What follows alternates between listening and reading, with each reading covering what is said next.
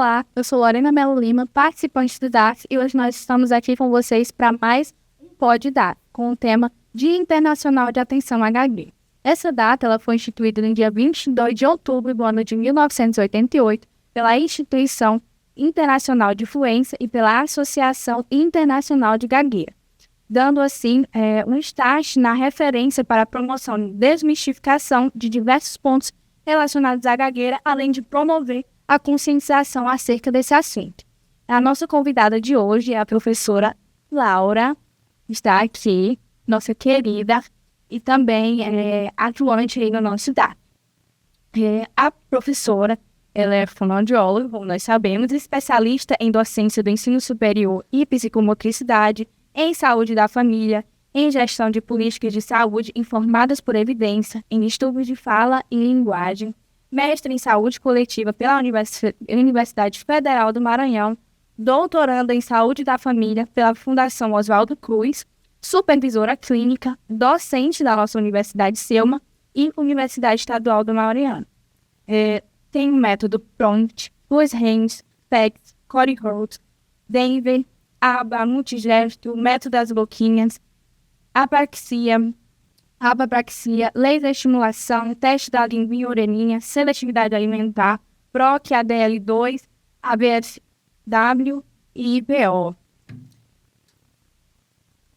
Oi, meu nome é Gleice Kelly e eu também sou integrante do DAF. E aí a gente gostaria de iniciar fazendo algumas perguntinhas sobre esse dia.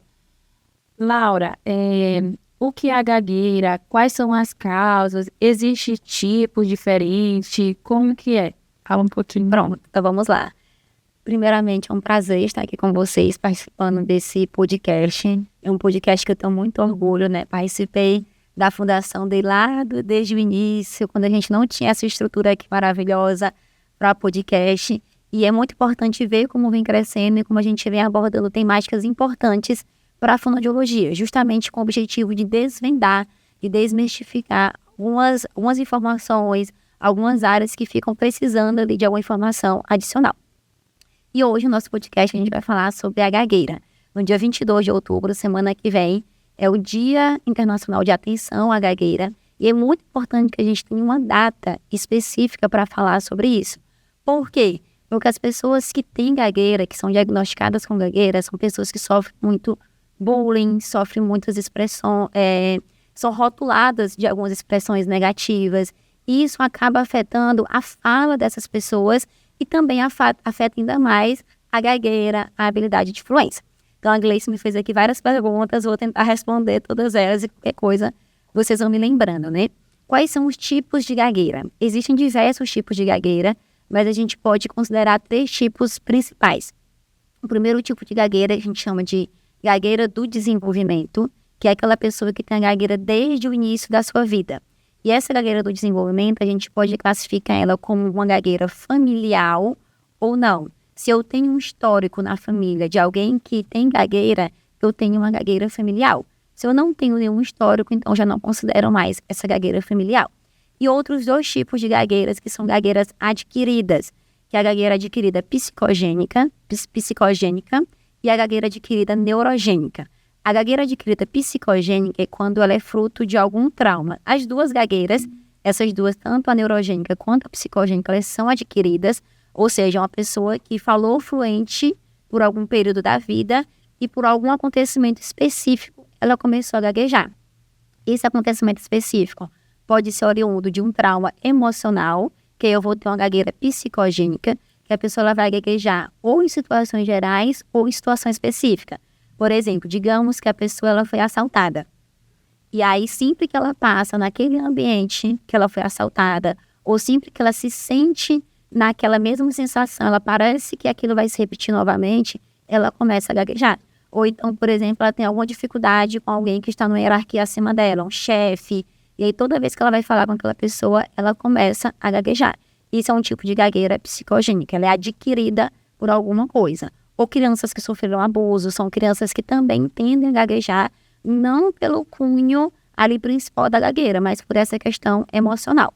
O outro ponto que nós temos de gagueira é a gagueira neurogênica, que é uma gagueira causada por uma lesão neurológica. Então, a pessoa ela teve um AVC, sofreu um traumatismo crânioencefálico, teve um acidente de moto, de carro, caiu, bateu a cabeça, lesionou essa região posterior aqui do cérebro, que a gente chama de núcleo de base, e ela vai desenvolver essa gagueira. A fluência dela vai estar prejudicada e ela começa a gaguejar por uma questão propriamente neurológica. Nos casos da gagueira psicogênica, o tratamento é muito mais com o psiquiatra e com o psicólogo do que com o fonoaudiólogo. Então, eu preciso resolver primeiro o trauma dessa pessoa para depois eu ver essa questão da fluência, o que ficou ali de problema da fluência ou não. No caso da gagueira neurogênica, a gente também tem essa avaliação com o neurologista, com profissionais da área ali, da lesão neurológica, mas o fonoaudiólogo ele já entra de forma mais ativa, tanto para tratar as questões de linguagem, como para tratar também as questões da fluência propriamente dita. Há um tempo atrás, acreditava-se que gagueira do desenvolvimento era daquelas crianças que começaram a falar, e aí pelo fato de estarem aprendendo a falar, elas começavam a gaguejar.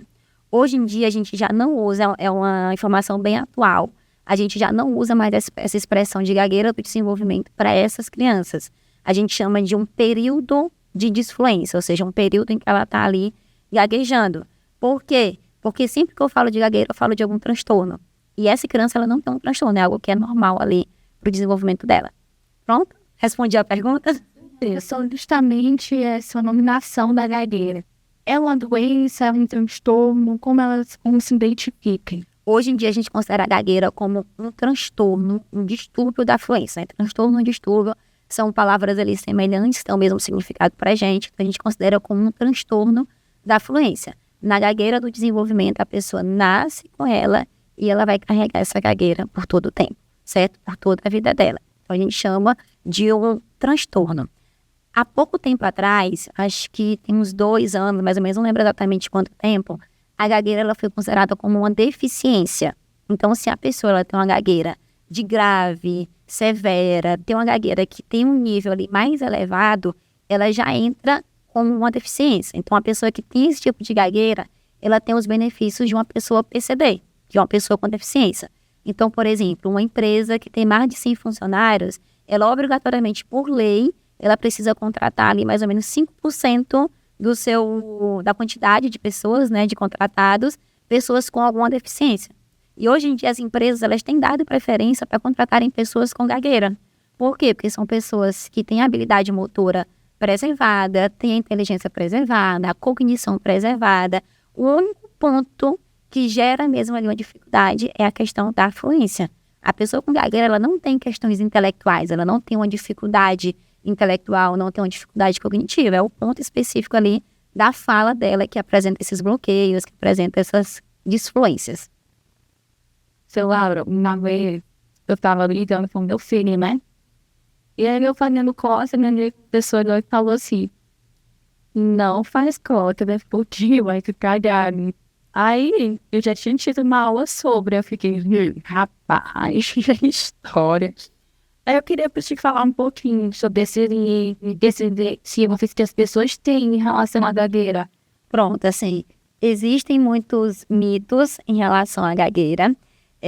A maioria deles são coisas assim bem absurdas, que a gente precisa estar atenta a isso também, para as pessoas não levarem aquilo ali como se fosse uma informação verdadeira. Nunca na vida uma gagueira vai ser causada por causa de uma cócega, gente. Nunca na vida, nunca nem tinha ouvido falar esse mito aí, é novidade, né?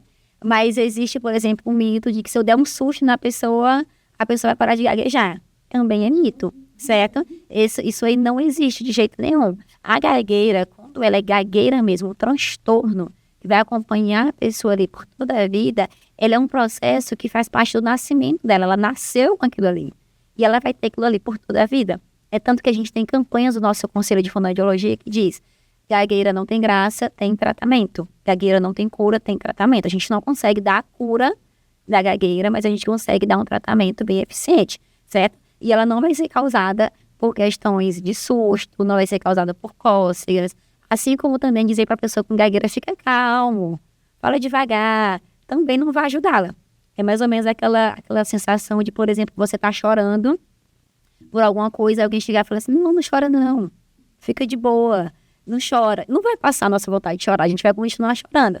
É a mesma coisa com gagueira. Inclusive, a gente até orienta os pais, as pessoas que convivem ali com essa pessoa, a não usarem essas expressões. Fica calmo, fala devagar, tem paciência, porque isso, na verdade, ao invés de ajudar, dificulta ainda mais.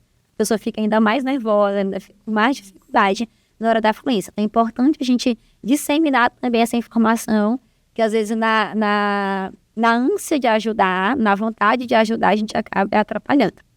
A gente vê aí mais 2 exemplos sobre a importância dessa conscientização no mercado de trabalho e no âmbito social mesmo, na vida dessa pessoa com a gagueira. E em relação a isso, qual a importância para a intervenção precoce, já que ela não tem cura, mas quais as diferenças de uma intervenção precoce numa pessoa com gagueira para a sua vida como um todo? Maravilha. A intervenção precoce, primeiro, eu preciso fechar esse diagnóstico de forma precoce. Então, nós temos um protocolo que a gente utiliza para rastrear o risco dessa pessoa desenvolver uma gagueira, que vai para toda a vida, ou aquela pessoa está com um período de disfluência, porque ela está aprendendo a falar, a criança está aprendendo a falar, e ela acaba gaguejando em uma palavrinha ou outra. Então, a gente tem um material, e esse material, eu vou aplicar com aquela pessoa, no caso eu vou aplicar com uma criança, e ele vai dizer qual a chance dessa criança realmente ter gagueira e o que é esse período de disfluência. Ela está só gaguejando ali por um período e depois ela mesma vai se recuperar. Lembrando que esse período que é normal, que a gente considera normal, é considerado ali de 6 a 1 ano. Se a pessoa gagueja mais de 6 meses a 1 ano, né? Se ela gagueja há mais de 6 meses ou há mais de 1 ano, eu já fico principalmente há mais de 1 ano, né? Eu já fico naquela questão de que não é algo normal. Já tem um problema ali que precisa ser bem estudado e precisa ser bem resolvido. Agora a pergunta, da intervenção precoce, né? E aí, quando eu consigo aplicar esse protocolo de rastreio disso com a criança e percebo que ela tem chance de desenvolver uma gagueira, de ter a gagueira do desenvolvimento, que é aquela gagueira que ela vai acompanhar por toda a vida, quanto mais cedo eu começo a intervenção, melhor.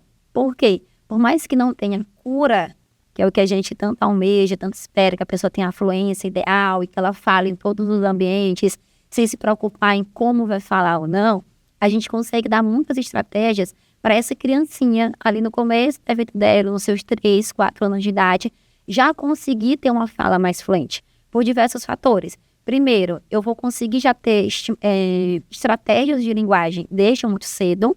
Então, essa criança ela já vai crescer usando essas estratégias e aí tem menor probabilidade dela crescer com um adulto que gagueje muito. Segundo, a gagueira está muito relacionada com a autoestima. Então, assim, muitas crianças que gaguejam, vou colocar aqui quase todas, vou botar 99,9%. Das pessoas que gaguejam, elas têm alguma questão emocional associada. São crianças que têm baixa autoestima, são crianças que têm, às vezes, ansiedade, que têm depressão. Por quê? Porque elas entendem que elas têm aquela dificuldade. Os coleguinhas veem também, questionam, ficam sorrindo, às vezes fazem até o bullying mesmo com essa criança. E essa criança, ela começa a se fechar cada vez mais. Quanto mais ela percebe que tem gagueira, quanto mais ela percebe que tem dificuldade para falar, menos ela vai falar. E aí isso é um outro prejuízo para a fala, para a fluência da fala. Porque, por exemplo, digamos que eu estou aprendendo uma segunda língua. Vou aprender o inglês agora. Como é que eu faço para ser fluente no inglês? O que eu preciso fazer para ser fluente no inglês? Vocês podem responder. Treinar, praticar, conversar com outras pessoas, buscar um nativo ali para treinar a conversação e tudo mais. A mesma coisa funciona para a fluência dessas crianças. Então, é importante, no tratamento da gagueira, é importante que essa criança fale, é importante que ela treine, é importante que ela pratique, tudo isso é muito importante. Mas quanto mais bullying ela tem, quanto mais rebaixada foi essa autoestima, quanto mais rebaixado foi esse autoconceito, menos ela vai falar. Ela vai dizer, eu não vou falar não, porque eu vou gaguejar, os meus colegas vão ficar rindo de mim, eu vou ficar com um bloqueio lá na frente, então eu vou preferir não falar. Então, ao invés dela falar para melhorar a fluência, ela não fala. E aí piora essa fluência. E é muito importante a gente ter essa intervenção desde muito cedo. Dentro dos mitos que existem, a gente vai lembrando de alguns aqui ao longo do nosso podcast. Dentro dos mitos que existem, tem aquela história de que vou esperar até os 5 anos de idade para levar no fonoaudiólogo. Isso não existe. Se você já ouviu isso em alguma situação, cancela, apaga isso da sua mente para qualquer questão de linguagem, tá? Se eu percebo que a criança tem alguma alteração de linguagem, eu preciso levar no fonoaudiólogo. E aí o fonoaudiólogo vai fazer uma avaliação bem estruturada, vai aplicar protocolos e aí sim ele vai me dar uma orientação, certo? Se eu preciso esperar ou não. E aí dentro dos mitos que existem em relação à gagueira, é isso. Não, é normal. Ele vai se recuperar sozinho. Quem disse? Quem garante que é normal e quem garante que ele vai se recuperar sozinho? Quem garante que é só um período de gagueira e depois ele vai realmente se recuperar? Ou se é uma criança que realmente tem disfluência, que tem uma gagueira ali. Então é muito importante, desde os primeiros sinais, que os pais perceberem, desde as primeiras palavrinhas ali que os pais estão percebendo que tem repetição, que tem algum bloqueio, que a criança usa muitas palavras, ela foge das palavras, desde os primeiros momentos eu já preciso levar em um fonoaudiólogo. E especialmente um fonoaudiólogo que atue nessa área de gagueira. Um profissional que tenha capacitação, que consiga ter um bom entendimento do que é a gagueira para passar as orientações adequadas. Então, essa intervenção precoce, ela é fundamental. Desconfiei que o meu filho, o meu sobrinho, o meu primo, alguém da minha família tem gagueira, eu preciso levar no fonoaudiólogo o mais rápido possível e eu preciso começar o tratamento o mais rápido possível. Se ele tiver ali de médio a alto risco de realmente ter essa gagueira do desenvolvimento, a gente já começa a terapia de imediato, porque eu vou trazer qualidade de fala e eu vou trazer autoestima, tá? A autoestima de uma criança, quando ela vive a infância ali com essa autoestima prejudicada, isso afeta tantas outras coisas, tantas outras áreas, que é muito triste, assim, e aí me prolongando um pouquinho mais nessa pergunta, né? É muito triste, porque a gente recebe muito na clínica mães arrasadas, tristes, eu até fico assim emocionada também, porque vem isso acontecendo com seus filhos. Vê os filhos com autoestima baixa, vê os filhos dizendo que estão deprimidos, que estão frustrados, que se sentem humilhados na sala de aula. E isso tudo prejudica o processo de desenvolvimento global dessa criança. Prejudica a cognição, se ele está na escola, ele tem alguma dificuldade, ele tem alguma dúvida. Ele não pergunta para a professora, porque ele tem medo de levantar a mão, perguntar e gaguejar. E ao invés das pessoas prestarem atenção na pergunta dele, vão prestar atenção na forma que ele está falando, na gagueira dele ali. Então prejudica a cognição, prejudica as habilidades sociais também dessa criança, porque ela não vai querer falar, ela não vai querer ter um grupinho de amigos, ela vai prejudicar de forma global o desenvolvimento dela. Então é muito importante. E se para uma criança é difícil, para um adolescente, que por natureza já maximiza tudo, é ainda mais difícil. Por exemplo, um adolescente ele vai ter dificuldade de falar com alguma pessoa que ele está ali com interesse amoroso, por exemplo, fazer uma paquera. Como é que ele vai paquerar uma outra pessoa se ele gagueja? Aí na hora de falar ele vai gaguejar. Então, assim, isso afeta muito, muito, muito a autoestima. Em relacionamentos amorosos, amizade. E a gente sabe que isso é muito importante para o adolescente, certo? Então, é muito importante essa intervenção precoce. Dia, né, ele nisso da brincadeira, ele também tem esse intento de promover, de combater esse bullying que essas crianças sofrem. Eles sofrem bullying, principalmente quando são crianças.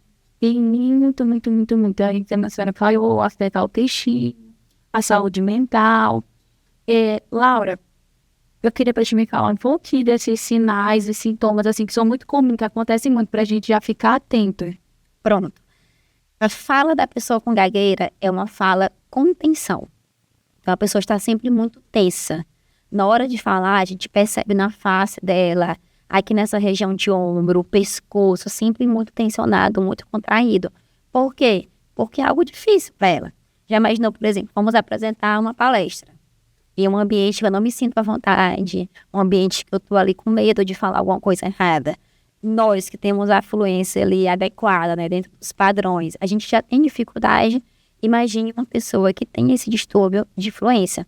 Então, essa fluência, eu preciso observar muito bem isso. O primeiro sinal da gagueira é a tensão na hora de falar. Tensão, né? Não é atenção, é a palavra tensão, de estar tensionado, de estar tenso. Ela tende a ter uma tensão, tende a ter movimentos faciais anormais, pisca muito o olho, tem esse piscar de olhos, não olha no olho da pessoa, não sabe falar com a pessoa olhando nos olhos, tende a desviar, porque se começar a olhar nos olhos, gera essa tensão. Aí ele já baixa, gera um nervosismo, ele já baixa o olho, porque se ele baixar, ele vai conseguir falar de forma mais fluente do que ele está olhando nos olhos. Então, existem alguns sinais. Inclusive, sinais fisiológicos mesmo, né? Além dos sinais da fala, existem os sinais fisiológicos. A pessoa com gagueira, ela tem taquicardia, o coração fica acelerado. Quando ela vai se envolver em alguma situação de fala, ela sabe que vai precisar falar alguma coisa, ela começa a ter taquicardia. Ela começa a ter, começa a suar bastante, suar aqui na região do pescoço, debaixo do braço, começa a ficar muito avermelhada, tem rubor na face, começa a ter movimentos anormais das mãos e dos pés, fica batendo o pé o tempo todo no chão. Inclusive, uma das nossas estratégias de terapia é a gente amarrar um sininho no pé da pessoa que gagueja para diminuir esse bater o pé dela direto. Por quê? Porque aquilo ali é uma forma dela, de alguma forma, desviar a atenção da disfluência, do distúrbio de fala, para uma questão ali mais motora, que a gente chama isso de concomitante físico. É uma fala associada com algum fator físico, certo? Tem uma tensão a mais, tem alguma coisa ali que gera um incômodo. A gente olha e a gente percebe que não está dentro daquilo que é esperado. Aí, além desses fatores físicos, tem um estudo que fala até que a disfluência, ela muda a quantidade de insulina do meu sangue. As pessoas, quando elas estão em uma situação de pressão, né, se sentindo tensa por alguma situação, o índice glicêmico do sangue muda por causa da situação. Só para a gente entender que gagueira não tem graça. Não é engraçado. Por mais que às vezes a gente olhe e ache, não tem graça. De jeito nenhum. E eu preciso organizar os meus sentimentos, eu preciso organizar a minha percepção em relação a isso. Principalmente nós da fonoaudiologia, né? Vocês que estão aí em processo de formação. Por quê? Porque o paciente com gagueira, ele chega lá na clínica e ele quer encontrar alguém que entenda ele. Exatamente, que acolha os sentimentos dele. Já imagina, ele chega lá na clínica e ele começa a falar contigo, tu começa a sorrir dele. Se ele vê isso todo santo dia na vida acontecendo, a fonoaudióloga, que era a pessoa que iria salvar, digamos assim, né, trazer solução para o problema dele, começa a rir também, começa a achar engraçado. A gente não pode ter esse comportamento em hipótese nenhuma, certo? É muito importante a gente ter esse cuidado em relação a isso. Qual foi a pergunta mesmo, Gleice, que eu já falei tanta coisa que eu me desviei? Já respondi. Ah, sim. E aí lembrei de uma coisa. Além dessas questões físicas que acontecem, essas mudanças fisiológicas que acontecem, a gente tem também as questões de fala. Por exemplo, a pessoa com gagueira, ela tem muitas repetições dos sinais, né? A pergunta era sobre esses sinais. Tem muitas repetições. Então, ela vai falar, por exemplo, foi. Ela fica foi. Então, ela está repetindo uma sílaba ali várias vezes. Ou ela pode prolongar um fonema. Foi. Ela prolongou o fonema do F, certo? Então, assim, existem diversas categorias que a gente classifica como as disfluências. Então, eu tenho repetição de sílaba, repetição de palavras, repetição de segmentos, bloqueio, que quando ela vai falar e simplesmente ela tem uma pausa inesperada naquele momento e ela para de falar. Por quê? Porque para ela, essa fluência ela é difícil. A fluência da fala, o ritmo de fala dela é difícil. Então, às vezes, ela precisa daquela pausa, ou então o próprio corpo naturalmente já pausa por causa dessa fluência. Então, existem diversos sinais e é importante a gente estar atento. A gente consegue ver como a questão emocional, né, está abrangendo aí todo esse mundo da gagueira, como ela pode piorar em situações de estresse ou até mesmo causar esse estresse. A pergunta é como a terapia ela aborda essas situações, como você deu o exemplo do sininho no pé para ansiedade e afins. Pronto. Assim, a terapia, ela é fonoaudiológica, de cunho fonoaudiológico. Eu vou trabalhar a fluência da fala, certo? Dentro da fluência tem uma sigla que a gente fala que é o CLAMS, que é trabalhar o aspecto cognitivo, o aspecto afetivo, o linguístico, o motor e o social. Aí forma CLAMS, certo? Então, sempre que eu vou trabalhar com uma criança com autismo, com gagueira, eu tanto hábito de trabalhar com autismo que acaba vindo aqui de forma natural, né? Com gagueira, sempre que eu vou trabalhar com uma criança, um adulto, também tem um vício de linguagem de falar criança, porque meu público hoje principal é criança, né? Mas isso serve para qualquer faixa etária. sempre que eu vou trabalhar com uma pessoa com gagueira, eu vou ter que olhar para esses 5 pontos. O ponto da cognição, da afetividade, os aspectos linguísticos, o aspecto motor e o aspecto social. O aspecto motor é o principal, porque essa questão da motricidade, do movimento da fala, é o mais prejudicado nas pessoas que têm um transtorno da gagueira, certo? Então, eu preciso focar nesses 5 aspectos e meu principal enfoque vai ser o motor. Mas os outros pontos, eles também são importantes. Eu falei para vocês no começo do nosso podcast que a gente tem a gagueira do tipo psicogênica, né? Que é de causa emocional. Algum trauma emocional fez com que essa pessoa ela começasse a gaguejar. Uma pessoa que era fluente, até então, por aquele evento ali específico, ela começou a gaguejar. E aí eu falei que nesses casos o tratamento ele é muito mais com psiquiatra e com psicólogo do que propriamente com fono. Mas na maioria dos casos com gagueira, dos casos de gagueira, eu preciso fazer uma parceria com o psicólogo. Tanto para adulto, para adolescente, para criança, porque a pessoa que tem gagueira, ela tem questões emocionais. Por mais às vezes ela nem acha, às vezes ela acha, não, eu tô super de boa, eu acho isso engraçado, eu levo isso com naturalidade, mas mesmo assim ela tem.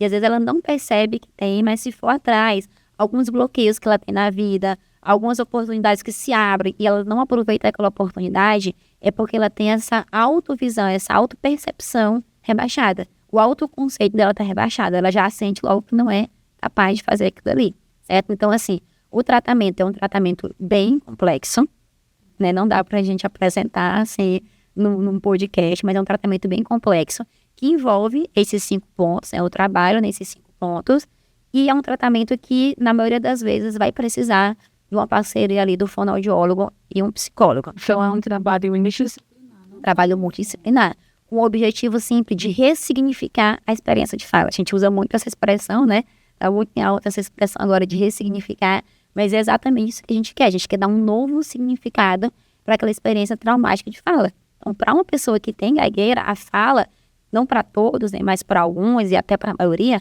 a fala é um momento traumático. Ela tem trauma, ela lembra de momentos que ela precisou falar e ela não conseguiu falar do jeito que ela gostaria, não atingiu as suas expectativas e as pessoas ficaram rindo e ela fica com aquele trauma ali guardado. Então é importante demais a gente ressignificar essa experiência de fala, mostrar que não, que a fala não é traumática, a fala ela abre oportunidades, ela vai te dar uma nova chance, né, de vários aspectos na vida. Então, realmente ressignificar a experiência. Em relação à idade desses pacientes, a gente está falando meio sobre criança, falando sempre da pessoa adulta, e eu acredito que o adulto é quem mais tende a normalizar e dizer que não, está tudo bem, eu já me acostumei. Muitos realmente até fazem piadas consigo mesmo. Em relação a isso, a essas faixas etárias, existe uma idade limite do tratamento, ou uma idade que o tratamento se torna mais fácil ou mais complicado? Não existe idade limite. Se você é um adulto hoje, se você é um idoso hoje em dia e tem gagueira e quer fazer tratamento, procure um fonoaudiólogo capacitado para isso e faça o seu tratamento. Não tem idade limite de jeito nenhum para começar o tratamento. É claro que se eu começar lá na infância, lá nos primeiros sinais, eu vou ter resultados maravilhosos. Tem crianças que a gente faz a terapia, ela continua sendo uma criança com gagueira, mas ela fala tão fluente que a gente nem percebe. Uma situação ou outra que a gente percebe que ela teve ali uma disfluência, um bloqueio, uma repetição, certo? Mas assim, quando começar o tratamento, assim que eu descobri, assim que eu tenho acesso a esse tratamento, de imediato, certo? E aí, quanto mais cedo eu começo, mais fácil, né? Se a gente pudesse fazer uma definição de mais fácil que a gente não pode, se a gente pudesse fazer isso, seria o mais cedo possível, né? De forma precoce. Não que seja mais fácil, mas que eu vou ter mais resultados, eu vou ter menos sequelas. Porque, assim, esse adulto que gagueja é uma criança que gaguejou.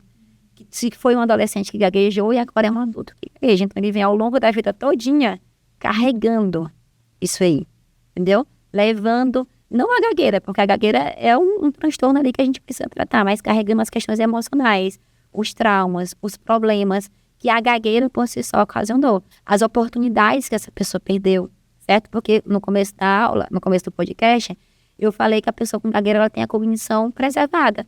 Então, por exemplo, já imaginou, nasce uma criança com gagueira e ela quer ser professora. professora universitária. Será que essas pessoas vão apoiar essa experiência dela?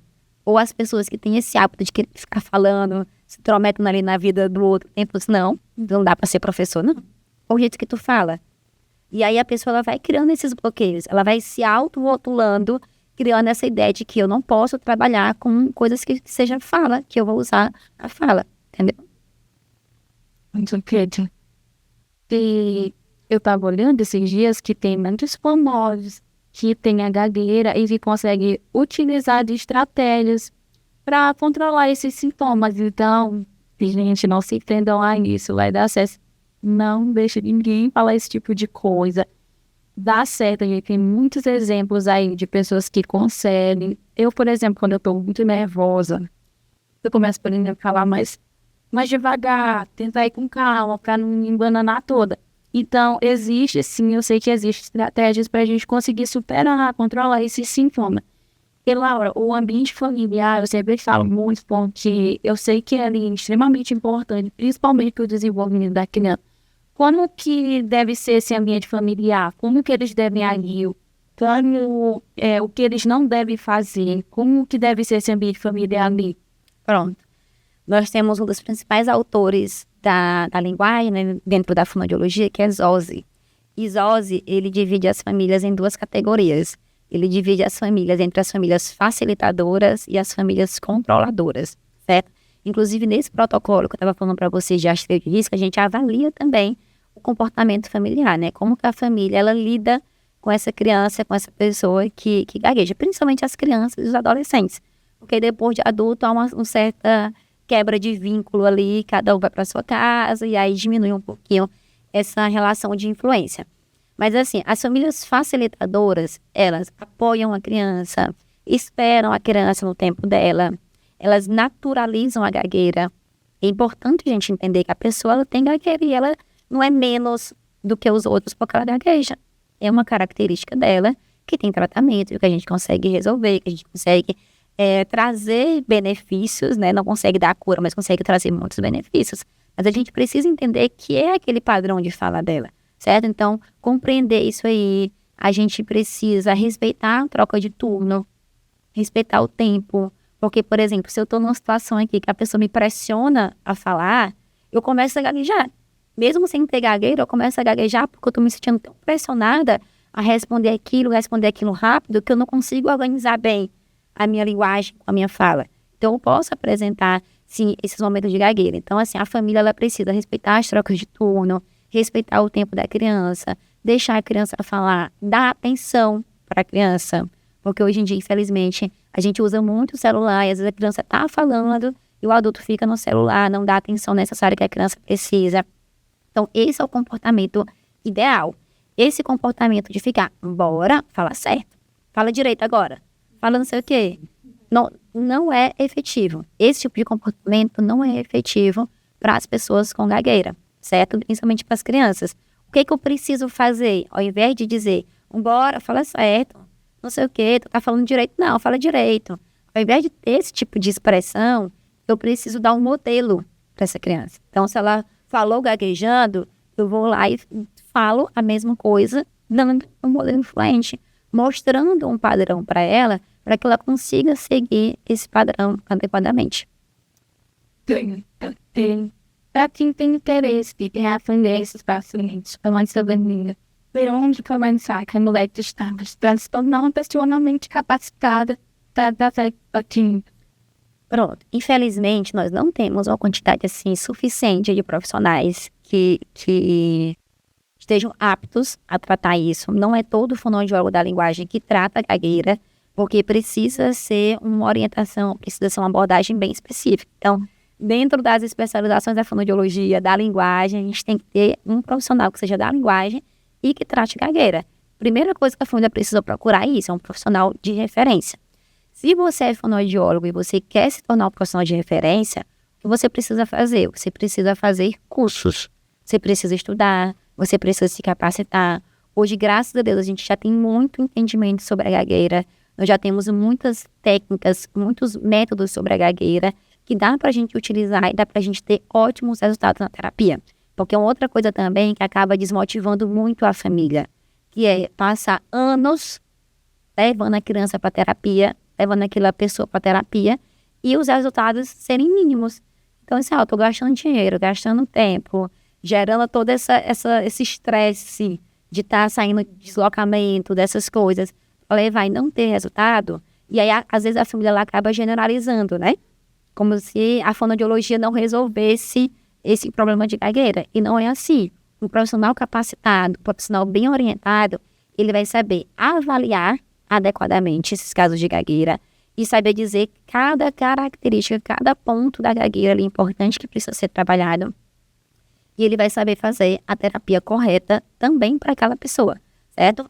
Um adulto é uma abordagem específica, para a criança é outro tipo de abordagem. Obrigada. Gente, agora eu tenho uns recados aqui. Eu quero falar do nosso fonowork, que será online. E o tema desse fonowork vai ser voltado para o empreendedorismo. A gente ainda não tem data, mas aí fiquem acompanhando no nosso Instagram, que logo, logo vai sair a data certinha. E outra coisa é o nosso Congresso de Saúde e Bem-Estar. Para quem ainda não fez suas inscrições, ainda dá tempo. E vai ser de 23 a 25 de outubro. Outro aviso é o curso da nossa querida Laura sobre gagueira. E aí eu vou dar oportunidade para ela falar um pouquinho sobre. Gente, isso aqui não estava firmemente calculado, viu? A ideia de fazer o podcast de gagueira surgiu depois que o curso foi lançado. E as meninas me convidaram para participar. Geralmente eu gosto mais de ficar ali nos bastidores, trazendo outros palestrantes, trazendo outras pessoas para cá. Mas aí na situação agora, a coordenadora do DAF estava aqui como entrevistada. E já tem um tempo que eu percebo realmente essa demanda de pessoas com gagueira que procuram profissionais e acabam tendo essa experiência não tão adequada, né? E aí eu sempre fico pensando, o que eu vou trazer de novidade nos cursos, né? Quem não me conhece, eu gosto de trazer alguns cursos para fonoaudiólogos e também para estudantes de fonoaudiologia. E aí eu pensei em trazer um curso sobre gagueira. Esse curso é um curso muito completo. Realmente, para você se tornar uma referência no atendimento das pessoas com gagueira. É um curso muito prático. A gente vai trazer a parte teórica, a parte conceitual de forma assim mais rápida, né? Os pontos mais importantes que servem para basear ali a sua atuação, mas o curso é um curso prático. Nesse curso, eu ensino a aplicação de diversos protocolos de gagueira, tá? Diversos protocolos que tem cálculo, porque eu preciso avaliar o tempo de fluência dessa pessoa. Quantas palavras essa pessoa fala por minuto, quantas palavras essa pessoa fala por segundo. Então, é importante eu avaliar esse tempo, eu fazer um rastreio de risco também de gagueira. Nós vamos aprender a fazer tudo isso no curso. Protocolo de avaliação, protocolo de rastreio de risco, anamnese específica para gagueira, porque eu preciso de uma anamnese específica para essa situação, e também a terapia. Toda a terapia baseada nesse passo a passo, né, das questões cognitivas, afetivas, motoras, para realmente ter um profissional que seja ali capacitado para atuar e para atender gagueira, certo? Agora, nesse domingo, nós teremos a turma aqui em São Luís. Se você tiver interesse, entre em contato comigo, que a gente ainda tem algumas vagas. Gente, só um último aviso. Sobre o nosso próximo Pode Dar. Gente, é uma convidada assim maravilhosa. E eu não vou poder falar, mas fiquem acompanhando o nosso Instagram. E vai ser assim, um grande nome para a fonoaudiologia. Com certeza vai ser um prazer recebê-la aqui. Estamos exportando alguém aí para falar com vocês no próximo podcast. O próximo. E um spoiler já vai ser na semana que vem. Laurinha, agora a gente quer te agradecer. Muito obrigada por ter topado vir aqui falar sobre esse tema que é de extrema importância, né? E aí a gente queria te agradecer e te dar uma lembrancinha de agradecimento. Os famosos caderninhos. Muito obrigada. Meu sonho de infância era ganhar essa lembrancinha aqui com a minha imagem. Muito obrigada, gente. Foi um prazer participar desse podcast com vocês. Nossa, e estamos aqui finalizando o nosso Pode Dar, que não podemos deixar de falar sobre o Pilha Rota. Nós estamos personalizados em rota, é muito importante também nos conscientizarmos sobre isso. Então é isso, gente, foi um prazer estar aqui.